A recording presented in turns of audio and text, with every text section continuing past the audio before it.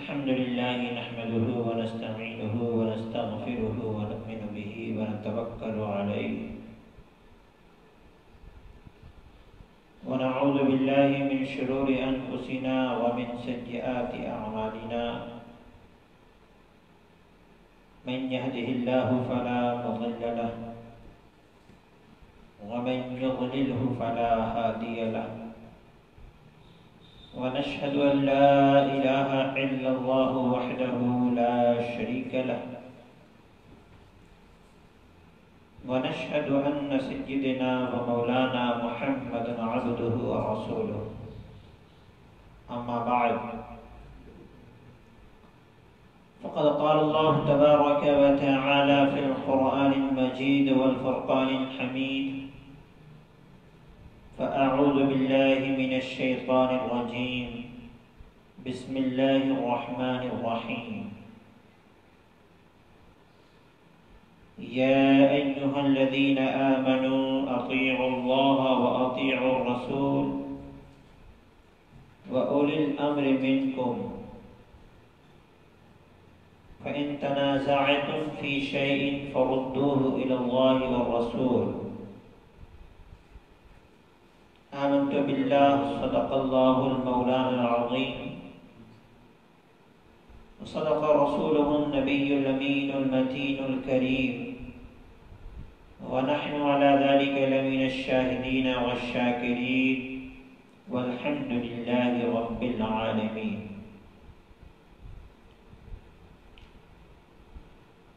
معزز ناظرین، السلام علیکم ورحمۃ اللہ وبرکاتہ۔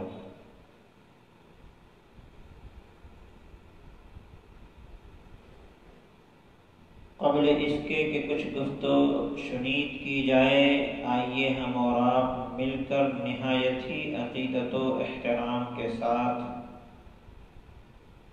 کونین کے مالک و مختار، ہم غریبوں کے غم گسار، آقا و مولا جناب محمد رسول اللہ صلی اللہ تعالی علیہ وسلم کی مقدس بارگاہ میں درود پاک کا نذرانِ عقیدت پیش کر لیں۔ پڑھیں بآواز بلند، اللہم صلی علی سیدنا و مولانا محمد وعلی آل سیدنا و مولانا محمد وبارک وسلم، صلاۃ و سلام علیک یا رسول اللہ، صلاۃ و سلام علیک یا حبیب اللہ صلی اللہ تعالی علیہ وسلم۔ ایک مرتبہ اور نبی اور آل نبی پر درود پاک پڑھیں، اللہم صلی علی سیدنا و مولانا محمد وعلی آل سیدنا و مولانا محمد وبارک وسلم، صلاۃ و سلام علیک یا رسول اللہ، صلاۃ و سلام علیک یا حبیب اللہ صلی اللہ تعالی علیہ وسلم۔ معزز ناظرین، بحمدہ تعالی بتوفیق الہی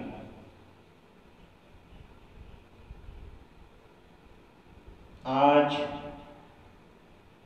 21 رمضان المبارک میں ہم اور آپ موجود ہیں۔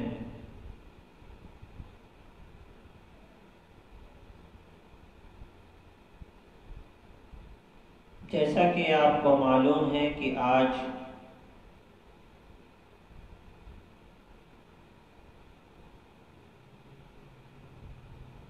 یوم شہادت علی المرتضیٰ کرم اللہ وجہہ الکریم ہے۔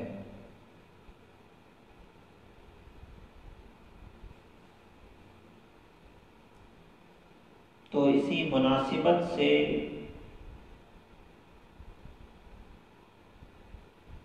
آج پروگرام رکھا گیا ہے۔ آج کا عنوان ہے محبت علی۔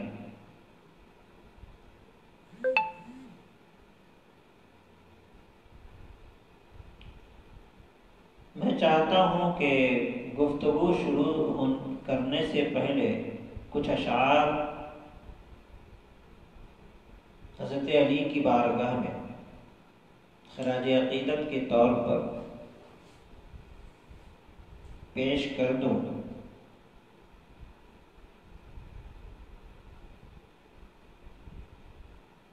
شاعر کہتا ہے کہ ہر نعمت خدا پہ اجارہ علی کا ہے، ہر نعمت خدا پہ اجارہ علی کا ہے، جو کچھ ہے اس جہاں میں سارا علی کا ہے۔ محبوب لم یزل ہوئے سرکار مصطفیٰ،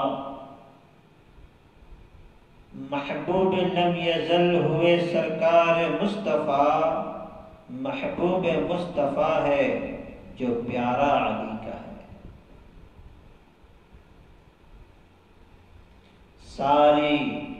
سارے جہاں کی نعمتیں سمجھو ہیں ان کے پاس، سارے جہاں کی نعمتیں سمجھو ہیں ان کے پاس، جھولی میں جس کسی کی اتارا علی کا ہے۔ اور پھر آگے لکھتے ہیں کہ اس واسطے کھڑا ہوں باطل کے سامنے، اس واسطے کھڑا ہوں باطل کے سامنے، تنہا نہیں ہوں مجھ کو سہارا علی کا ہے، تنہا نہیں ہوں مجھ کو سہارا علی کا ہے۔ اور پھر آگے لکھتے ہیں مولا علی کو مولا جو بولے وہ زندہ باد، مولا علی کو مولا جو بولے وہ زندہ باد، مردہ ہے دو جہاں میں جو مارا علی کا ہے، مردہ ہے دو جہاں میں جو مارا علی کا ہے۔ اور خاسر ہوا ہے جس نے عداوت علی سے کی، خاسر ہوا ہے جس نے عداوت علی سے کی، فائز ہے جس نے نام پکارا علی کا ہے۔ اور پھر لکھتے ہیں کہ ہر کام کامرا ہے قمر جس کے ہاتھ میں، ہر کام کامرا ہے قمر جس کے ہاتھ میں، پرچم نبی کا چاند ستارہ علی کا ہے۔ ہر نعمت خدا پہ اجارہ علی کا ہے، جو کچھ ہے اس جہاں میں سارا علی کا ہے۔ معزز ناظرین،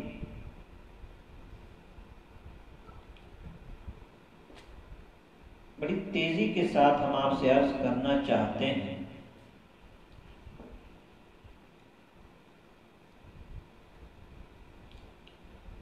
یہ جو ہم بزرگوں کے نام سے یوم مناتے ہیں، ان کی یاد کی محفل سجاتے ہیں، فاتحہ خوانی کا انعقاد کرتے ہیں،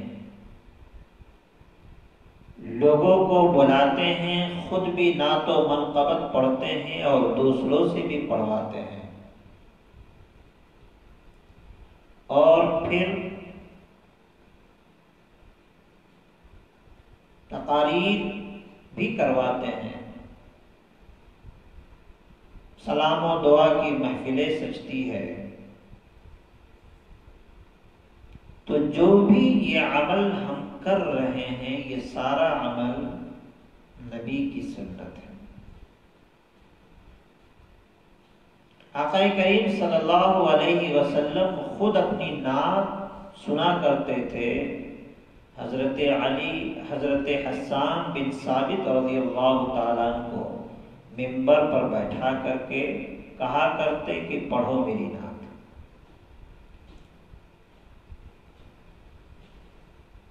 خود آقا کریم صلی اللہ علیہ وسلم منبر رسول پر تشریف فرما ہو کر اپنی زبان سے اپنی فضیلت پر گفتگو کیا کرتے ہیں۔ ترمذی کی حدیثیں موجود ہیں۔ ہم لوگ اسی سنت پر عمل پیرا ہیں،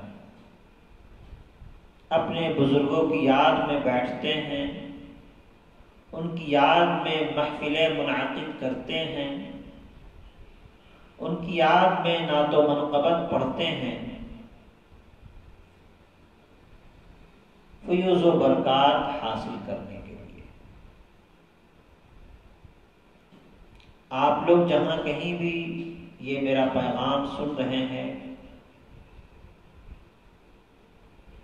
وہ دوسروں تک بھی پہنچانے کی کوشش کریں۔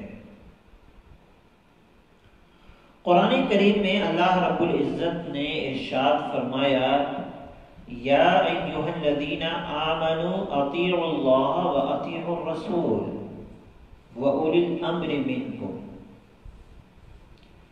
اے ایمان والو اللہ کی اطاعت کرو اور رسول اللہ کی اطاعت کرو، اور ان لوگوں کی اطاعت کرو جو تم میں صاحبان علم ہیں۔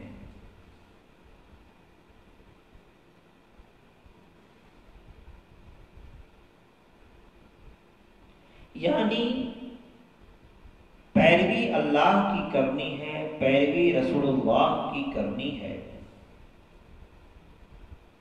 تمہارے درمیان جب رسول اللہ موجود ہوں تو ان کی پیروی کرنی ہے، جو حکم دیں ان کو بجا لانا ہے، اور جن چیزوں سے وہ روکیں ان چیزوں سے ہمیں باز آ جانا ہے، رک جانا ہے۔ رسول اللہ کے زمانے کے، رسول اللہ کے جانے کے بعد ان کے صحابہ کا جب وقت آتا ہے، سیدنا حضرت صدیق اکبر یا سیدنا فاروق اعظم یا سیدنا عثمان غنی یا سیدنا مولا علی یا سیدنا امام حسن علیہ السلام، تو کہا گیا کہ جب سرکار موجود ہوں تو سرکار جو بات کہیں وہ بات مانو، جب سرکار چلے جائیں اور اسلامی معاملات کو لے کر کے آگے بڑھنے والی شخصیتیں جو بھی آویں، خواہ وہ حضرت سیدنا صدیق اکبر کی شکل میں آویں، خواہ وہ حضرت سیدنا فاروق اعظم کی شکل میں ہوں، خواہ وہ سیدنا عثمان غنی رضی اللہ تعالیٰ عنہ کی شکل میں ہوں، خواہ وہ حضرت مولا علی کی شکل میں ہوں، خواہ وہ امام حسن و امام حسین علیہ السلام کی شکل میں ہوں، ان کی اطاعت کرو، ان کی بات مانو، اللہ اور اس کے رسول کے جو پیغامات وہ تم تک پہنچا رہے ہیں ان کی بات مانو۔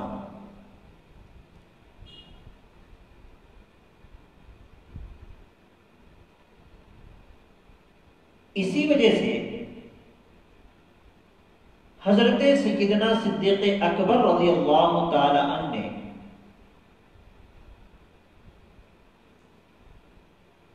اپنے قول میں ارشاد فرمایا، اطیعونی عدلت فیکم، میری اطاعت اس وقت تک کرو جب تک میں تم میں عدل و انصاف کرتا رہوں۔ اللہ اور اس کے رسول کے احکام کے مطابق جب تک ہم تمہیں باتیں بتاتے رہیں تب تک میری اطاعت تم پر واجب ہے، لیکن جب ہم اللہ اور اس کے رسول کے خلاف باتیں بتاویں یا ان کے خلاف کسی احکام کی طرف تمہاری رہنمائی کریں تو میری اطاعت واجب نہیں۔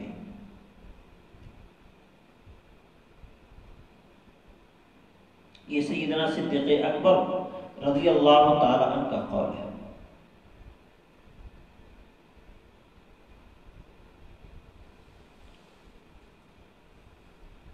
تو یہ چار خلیفہ ہیں، سیدنا صدیق اکبر، سیدنا فاروق اعظم، سیدنا عثمان غنی، سیدنا مولا علی و سیدنا امام حسن علیہ السلام۔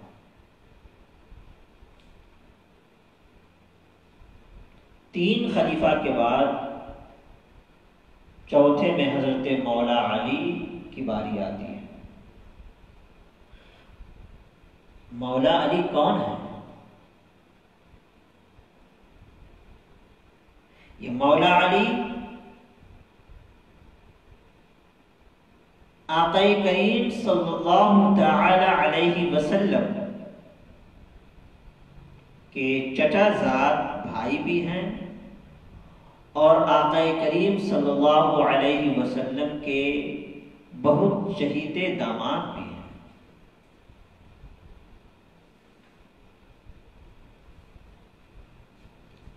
حضرت علی کرم اللہ وجہہ الکریم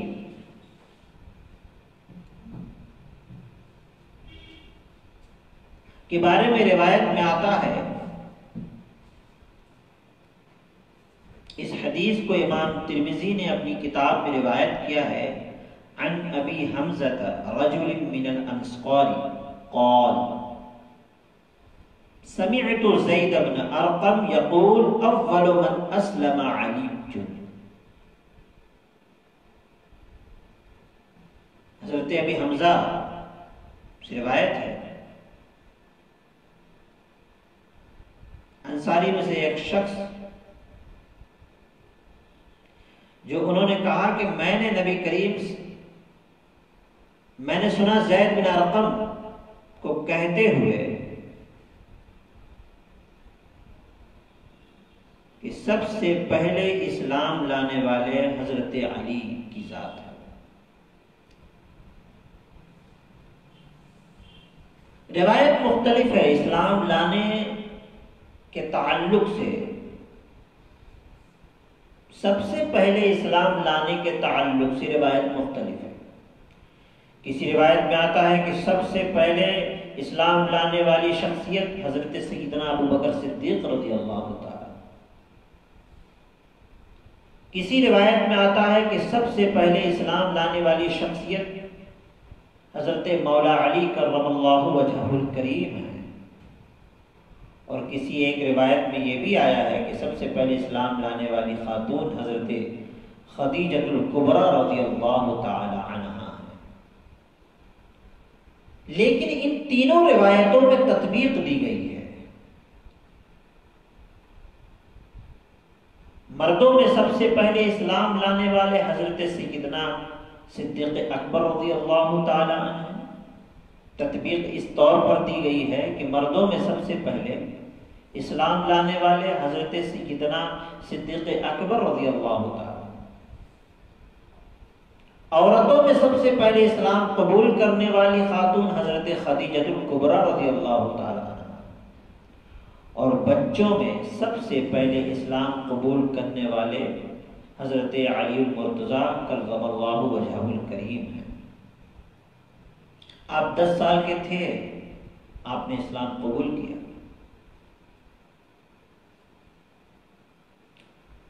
آپ کا اسلام لانا بھی لاجواب ہے اور آپ کا اس دنیا میں آنا بھی لاجواب ہے۔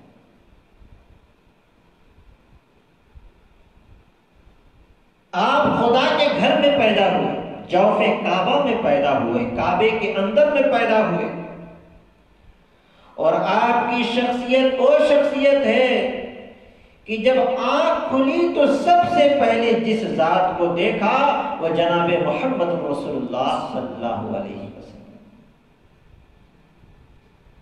وہ آقا کہ جس سے رب محبت کرتا ہے،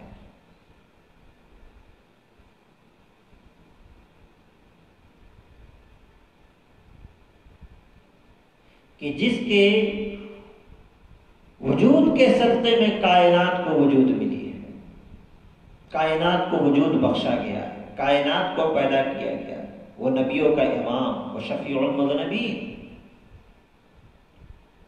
وہ آقاؤں کا آقا، داتاؤں کا داتا، نبی محترم سرکار دو عالم صلی اللہ علیہ وسلم کو سب سے پہلے حضرت علی المرتضیٰ رضی اللہ تعالیٰ نے جب آنکھ کھولا تو سب سے پہلے سرکار کو دیکھا۔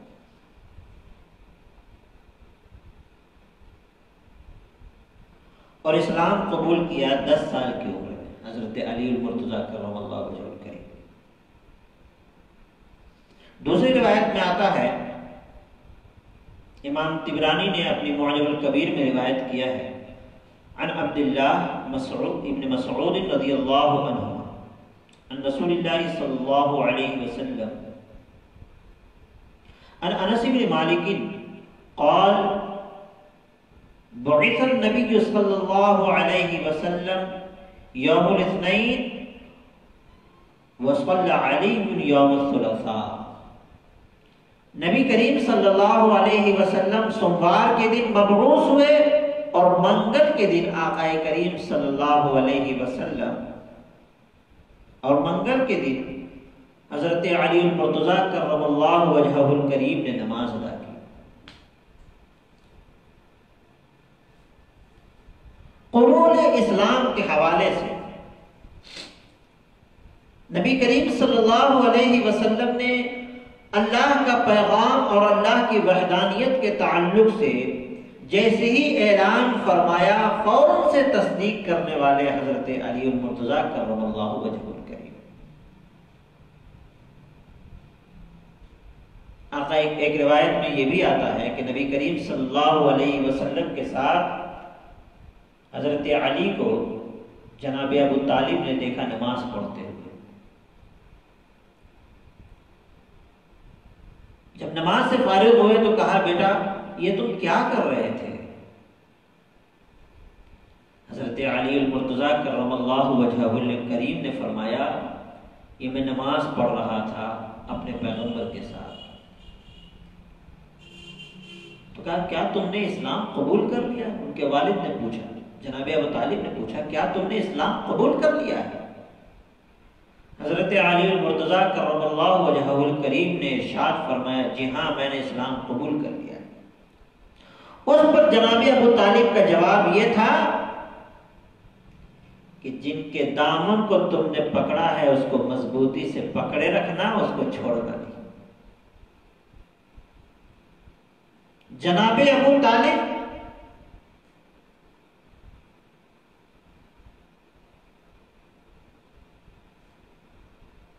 جن کو کہا جاتا ہے کہ انہوں نے اسلام قبول نہیں کیا،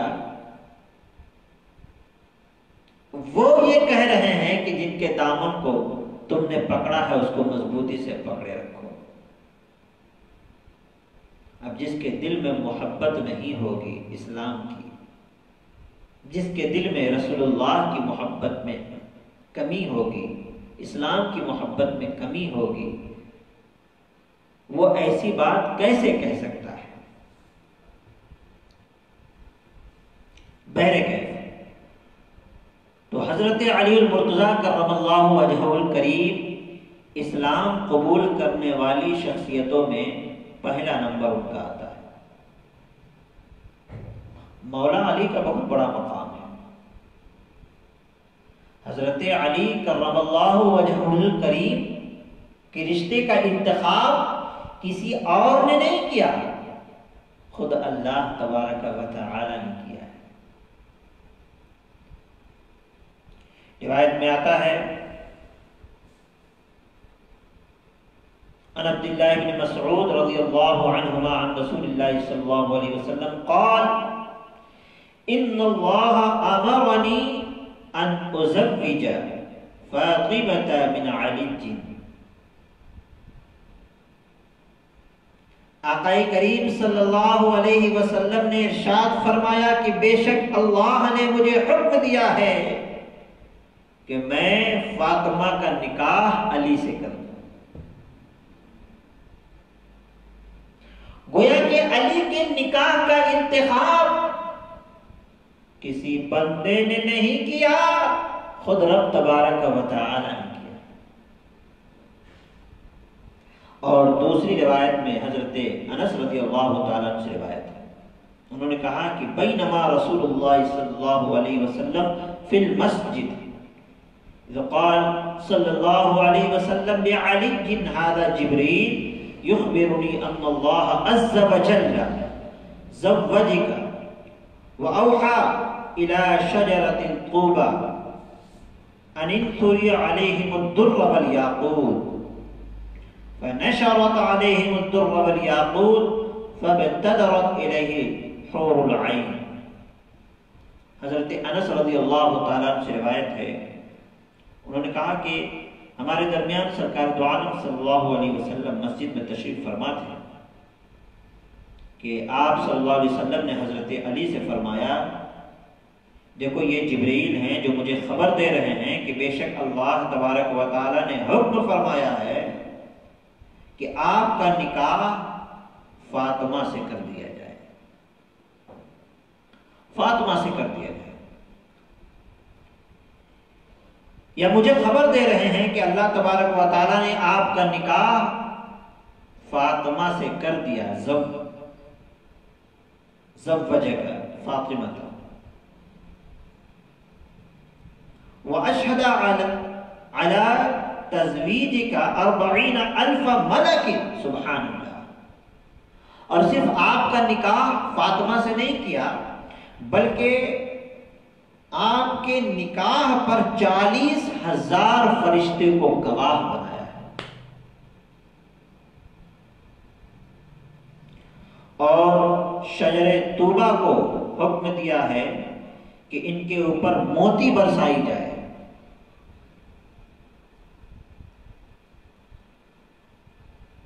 حکم خداوندی کے مطابق ان کے اوپر موتی برسائے گئے، اور روایت میں آتا ہے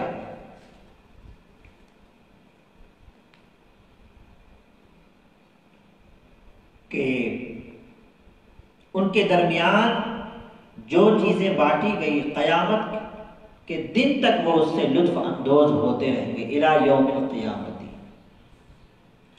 فرشتوں کے درمیان جو چیزیں تقسیم کی گئی قیامت کے دن تک اس سے وہ لطف اندوز ہوتے رہیں گے۔ ابھی نکاح ہوا نہیں ہے، اللہ کے مقدس رسول صلی اللہ علیہ وسلم نے فرمایا علی سے کہ دیکھو یہ جبرائیل ہیں، یہ ہمیں بتا رہے ہیں کہ اللہ نے آپ کا نکاح کر دیا ہے فاطمہ سے، اور جس پر 40,000 فرشتے کو گواہ بنایا ہے۔ آپ اندازہ لگائیے، جس کا نکاح بندے نے نہ کیا ہو، خود مولا نے کر دیا ہو، اس کا مقام کیا ہوگا۔ دوسری حدیث میں اللہ کے مقدس رسول صلی اللہ علیہ وسلم نے ارشاد فرمایا، عن سعد بن ابی وقاص قال فی روایت سمعت رسول اللہ صلی اللہ علیہ وسلم یقول من كنت مولاه فعلي المولى، وسمعته يقول انت مني بمنزلة هارون من موسى الا انه لا نبي بعدي، وسمعته يقول لأعطين رؤية اليوم رجلا يحب الله ورسوله، رواه ابن ماجہ والنسائی۔ حضرت سعد بن ابی وقاص رضی اللہ تعالیٰ عنہ سے روایت ہے، انہوں نے کہا کہ ایک روایت میں آتا ہے کہ میں نے نبی کریم صلی اللہ تعالیٰ علیہ وسلم کو کہتے ہوئے سنا کہ سرکار فرماتے ہیں من کنت مولا فعلی المولا، جس کا میں مولا ہوں اس کے علی مولا ہے۔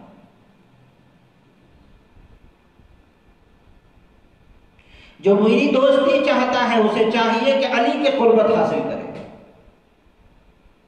جو میری محبت چاہتا ہے اسے چاہیے کہ علی کی محبت حاصل کرے، جو میری ناراضگی سے دور رہنا چاہتا ہے اسے چاہیے کہ وہ علی کی ناراضگی سے دور رہے۔ من کنت مولاہ فعلیۃ المولا۔ اور پھر یہ بھی کہا سرکار دو عالم صلی اللہ علیہ وسلم نے انت منی بمنزلۃ ہارون بن موسیٰ، اے علی تم میرے نزدیک ایسے ہی ہو جیسے کہ موسیٰ کے نزدیک ہارون علیہ السلام تھے۔ بشرط فرق یہ ہے کہ موسیٰ علیہ السلام کے ساتھ جو ہارون علیہ السلام تھے وہ نبی تھے، الا انہ لا نبی بعدی، مگر میرے بعد کوئی نبی نہیں ہوگا، آپ نبی نہیں۔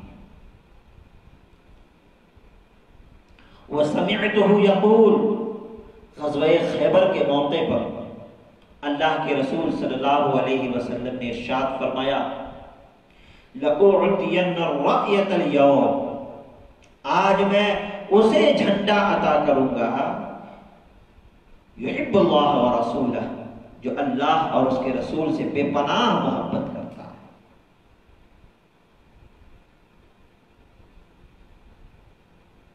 جو اللہ اور اس کے رسول سے بے پناہ محبت کرتا ہے، اور اللہ اور اس کا رسول بھی اس سے بے پناہ محبت کرتا ہے۔ سرکار سے محبت ہم بھی کرتے ہیں، آپ بھی کرتے ہیں، ہر چھوٹا بڑا سب محبت کا دعویٰ کرتا ہے۔ جس کسی سے آپ پوچھیں کیا آپ سرکار سے محبت کرتے ہیں، وہ کہے کیا پوچھنے والی بات ہے، ہاں ہم سرکار سے محبت کرتے ہیں۔ ایون جو سرکار کی شان میں جنہوں نے گستاخی لکھ دیا ہے کتابوں میں، وہ بھی سامنے سے یہی کہتا ہے کہ ہم بھی سرکار سے محبت کرتے ہیں۔ ہر کوئی اللہ اور اس کے رسول کی محبت کا دعویٰ کرتا ہے، لیکن قربان جائیں اس محبت پر،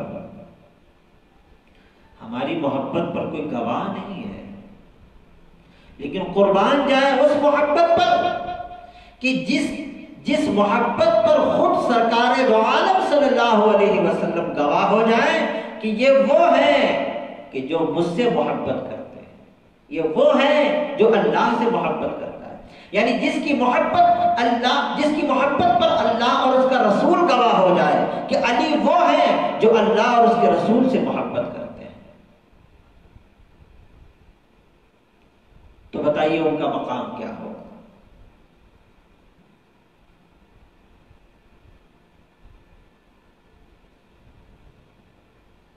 وہ علی جن کے بارے میں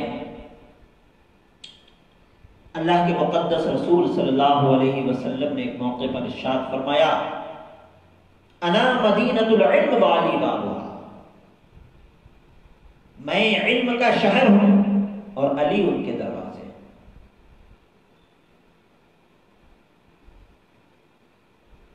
اگر کوئی علمی میدان میں میری وضاحت تک پہنچنا چاہتا ہے، میری بتائی ہوئی بات کو سمجھنا چاہتا ہے، میری حدیث کو سمجھنا چاہتا ہے، میرے پیغام کو سمجھنا چاہتا ہے، تو پہلے وہ علی کی بارگاہ میں دستک دے، علی کے دروازے پہ دستک دے، علی کی بارگاہ میں زانو ادب طے کرے۔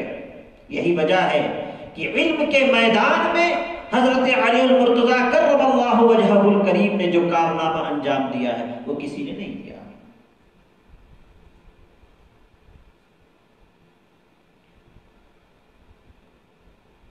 قرآن کریم کو نزول ترتیب کے مطابق ناسخ و منسوخ، محکم اور متشابہ آیات کو بالترتیب جس نے سمجھایا ہے وہ حضرت علی کرم اللہ وجہہ الکریم۔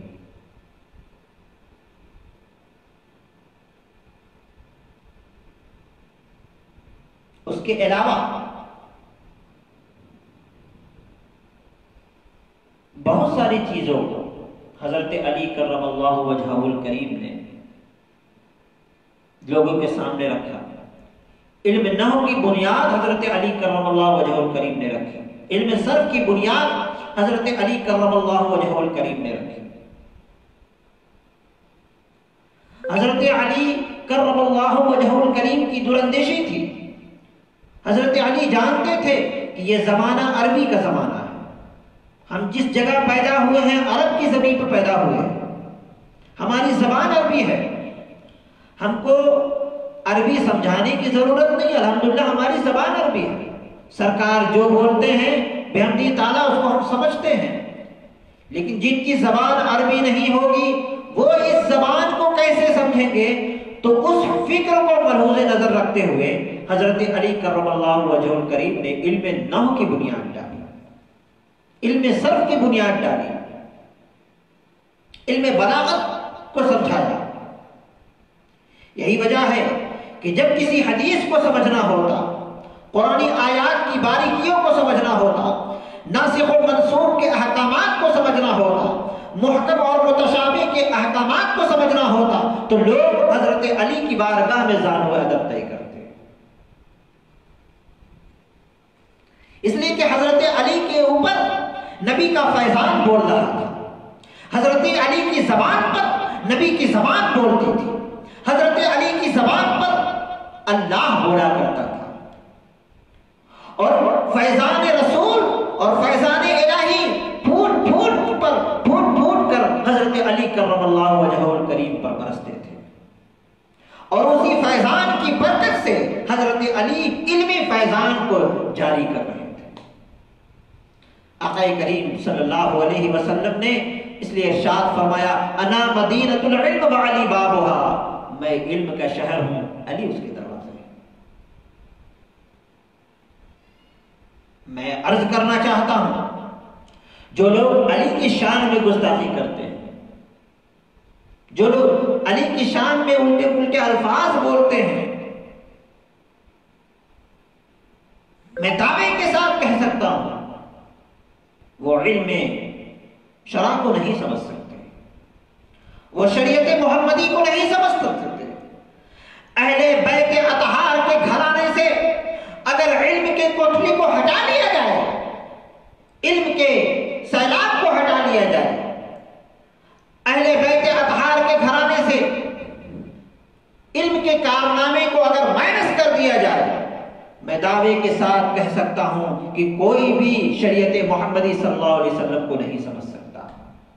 علم کو سمجھنے کے لیے حضرت علی کی بارگاہ میں دستک دینی ہوگی، علم شرع کو سمجھنے کے لیے امام جعفر صادق رضی اللہ تعالیٰ کی بارگاہ میں دستک دینی ہوگی، علم شرع کو سمجھنے کے لیے، شریعت محمدی کو سمجھنے کے لیے امام باقر رضی اللہ تعالیٰ کی بارگاہ میں دستک دینی ہوگی، علم شرع کو سمجھنے کے لیے غوث پاک کی بارگاہ میں دستک دینی ہوگی، شریعت محمدی کو سمجھنے کے لیے خواجہ غریب نواز کی بارگاہ میں دستک دینی ہوگی۔ یہ سب اہل بیت اطہار کے چشمے ہیں، اگر ان کو ہٹا لیا جائے تو شریعت محمدی کو کوئی بھی شخص نہیں سمجھ سکتا۔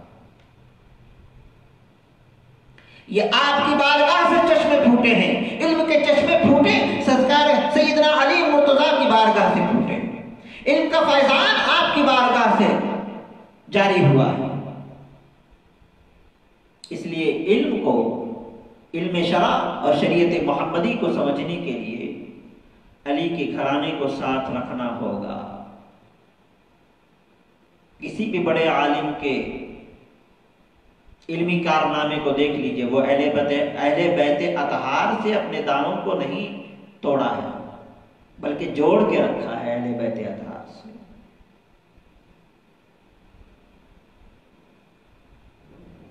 ایک دوسری حدیث میں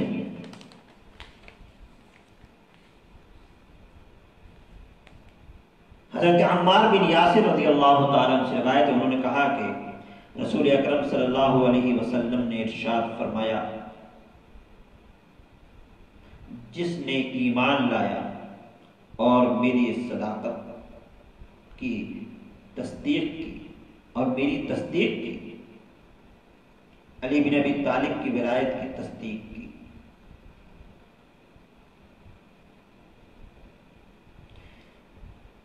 جس نے انہیں دوست رکھا، من تولاہ فقد تولانی، جس نے انہیں دوست رکھا اس نے مجھے دوست رکھا، اور جس نے ومن تولانی فقد تولی اللہ، اور جس نے مجھے دوست رکھا اس نے اللہ کو دوست رکھا، ومن احبہ فقد احبنی، اور جس نے ان سے محبت کی انہوں نے مجھ سے محبت کی، ومن احبنی فقد احب اللہ، اور جس نے مجھ سے محبت کی اس نے یقیناً اللہ سے محبت کی، ومن ابغضہ فقد ابغضنی، اور جنہوں نے ان سے بغض رکھا، ان سے دشمنی رکھا، ان سے عداوت رکھی، فقد ابغضنی، تو انہوں نے مجھ سے عداوت رکھی، ومن ابغضنی فقد ابغض اللہ، اور جس نے مجھ سے عداوت رکھی، مجھ سے دشمنی رکھی، اس نے یقیناً اللہ سے دشمنی رکھی۔ آپ دیکھیں اس حدیث پر غور کریں،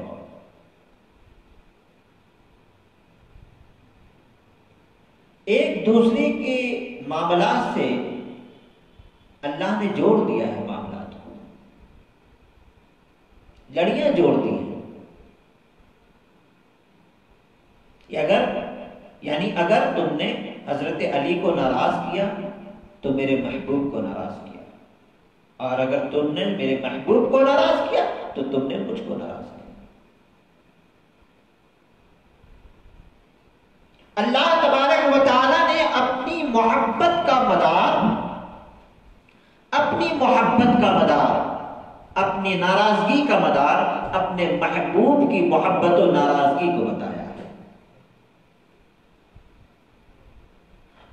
میرے نزدیک وہی شخص محبوب ہوگا جو میرے محبوب کے نزدیک محبوب ہوگا، اور میرے محبوب کے نزدیک وہی شخص محبوب ہوگا جو علی کے نزدیک محبوب ہوگا، جو اہل بیت اطہار کے نزدیک محبوب ہوگا، جو حضرت علی کے نزدیک محبوب ہوگا، جو امام جعفر صادق کے نزدیک محبوب ہوگا، جو امام باقر کے نزدیک محبوب ہوگا، جو امام حسن کے نزدیک محبوب ہوگا، جو امام حسین کے نزدیک محبوب ہوگا، جو حضرت فاطمہ زہرا رضی اللہ تعالی عنہا کے نزدیک محبوب ہوگا.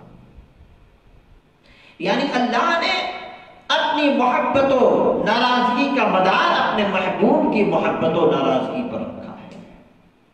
اس لیے دوستو خبردار، خود حضرت علی نے ایک حدیث میں ارشاد فرمایا ہے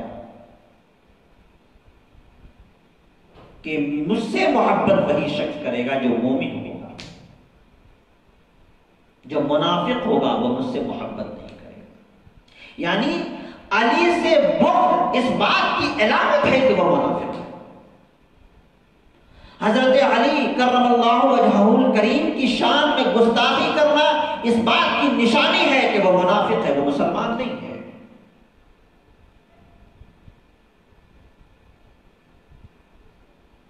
حضرت علی کی شان میں گستاخی کرنے والا مسلمان کیسے ہوگا، راہ ہدایت پہ کیسے ہو سکتا ہے؟ جبکہ ایک حدیث میں حضرت عبداللہ رضی اللہ تعالیٰ عنہ سے روایت ہے، انہوں نے کہا کہ رسول کریم صلی اللہ علیہ وسلم نے ارشاد فرمایا النظر الی وجہ علی عبادت، علی کا مقام تو وہ ہے کہ علی کو دیکھنا بھی عبادت ہے. علی کو دیکھنا عبادت، علی کو سننا عبادت، علی کی محبت کو محسوس کرنا عبادت، علی کے گھرانے سے محبت کرنا بھی عبادت ہے.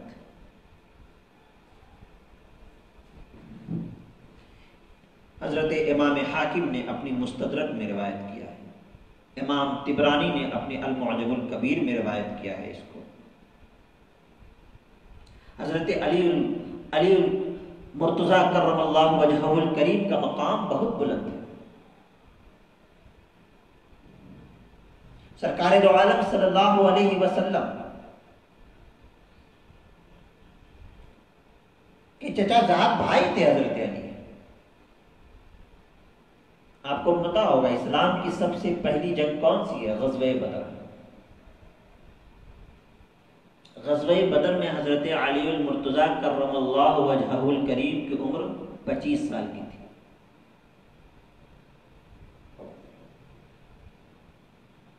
آدھے دشمنوں کے اوپر تو صحابہ نے وار کیا اور آدھے دشمن کے لیے تو آپ ہی کافی تھے حضرت علی. ایک وار جس کو پڑ جاتا تھا دوبارہ پلٹ نہیں پاتا تھا. وہ غزوہ بدر، غزوہ احد، غزوہ خندق اور غزوہ حنین میں آگے آگے حضرت علی کرم اللہ وجہہ الکریم تھے.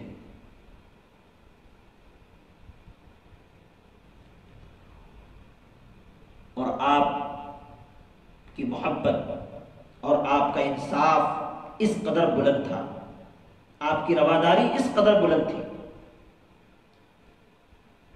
کہ جس کی مثال نہیں ملتی. غزوہ خندق کے موقع پر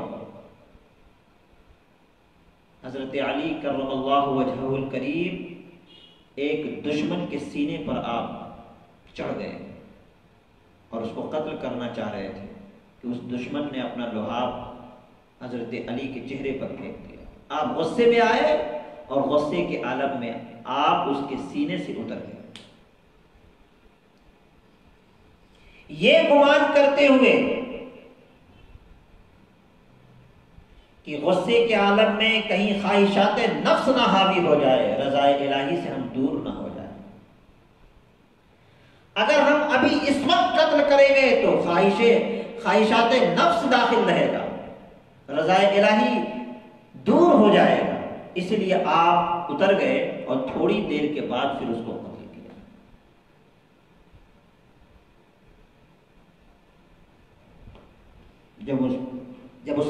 جب اس مقتول کی بہن اپنے بھائی کے لاش کے پاس پہنچی تو روئی نہیں، صبر کر لیا اس نے، اور اس نے کہا کہ اگر حضرت علی کے علاوہ کوئی قتل کرتا تو میں روتی، لیکن حضرت علی نے قتل کیا ہے اس لیے میں نے صبر کیا۔ اور بہی وجہ کہ حضرت علی کی رواداری ایسی تھی کہ حضرت علی دشمن کے سینے پہ چڑھنے کے باوجود اگر کوئی اور شخص ہوتا تو قتل کر دیتا، لیکن آپ اتر گئے اور اترنے کے بعد غصہ جب ختم ہوا، خواہش نفس کا غصہ ختم ہوا، رضا الہی مغلوب ہوا، تب جا کر کے آپ نے قتل کیا۔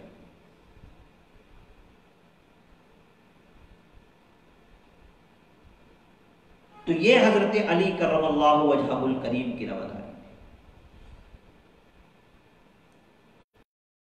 اور کئی جنگوں میں تو حضرت علی کرم اللہ وجہہ الکریم کو اکیلا بھیجا جاتا ہے نبی کریم صلی اللہ علیہ وسلم کے ذریعے، اور خود اکیلے ہی جا کر کے دشمنوں کا صفایا کر دیتے تھے۔ غزوہ خیبر کے بارے میں کس کو نہیں معلوم؟ ارے جس دروازے کو کتنے لوگ مل کر کے کھولا کرتے تھے یا اٹھایا کرتے تھے، اس دروازے کو حضرت علی کرم اللہ وجہہ الکریم نے اپنے ایک ہاتھ سے اکھاڑ کے پھینک دیا۔ یہ فیضان مولا تھا۔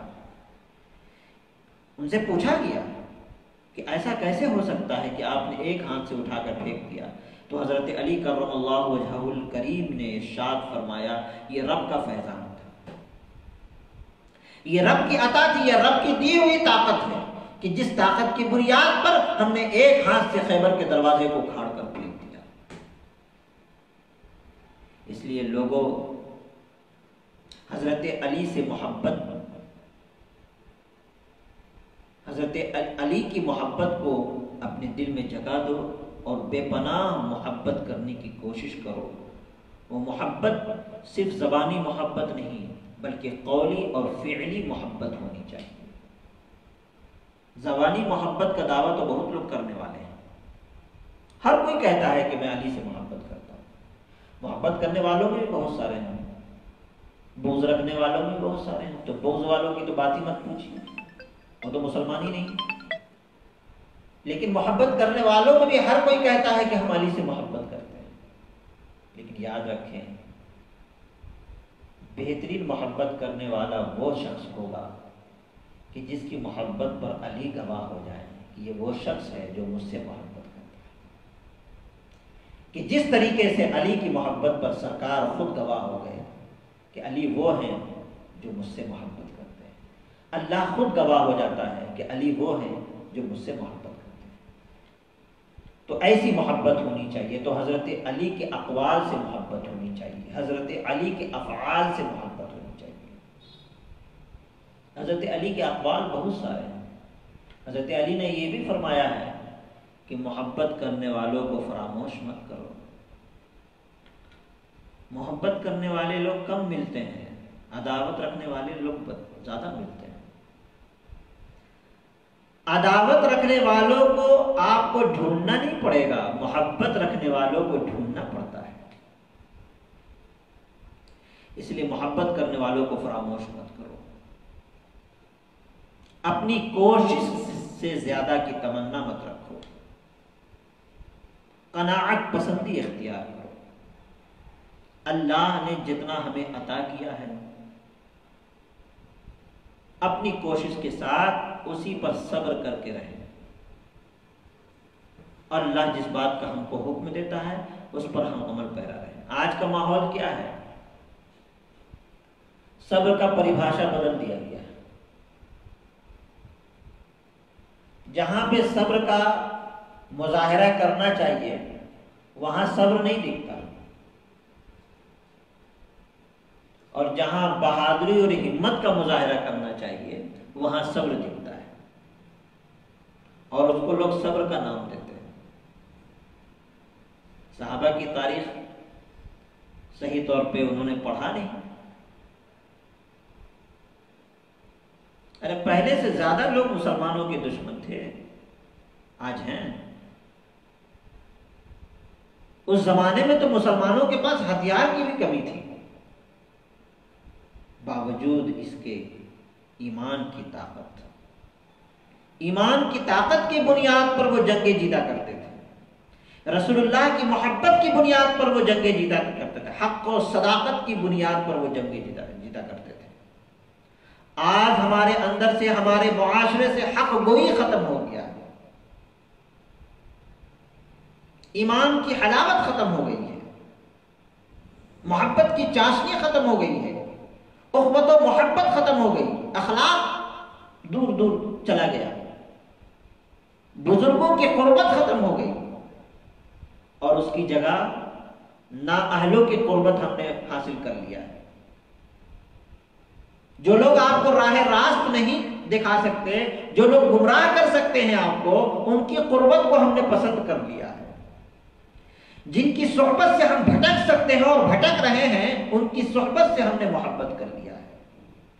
لیکن جن کی صحبت سے ہم کو اللہ کا پتہ ملتا ہے، جن کی صحبت سے ہمیں رسول اللہ کا پتہ ملتا ہے، جن کی صحبت سے ہمیں علی کی محبت کا پتہ ملتا ہے، جن کی صحبت سے ہمیں رسول اللہ کے گھرانے کا پتہ کی محبت کا پتہ ملتا ہے، ہم ان کی صحبت سے دور ہوتے چلے جا رہے ہیں اور دور ہونے کو پسند بھی کرنے لگے ہیں۔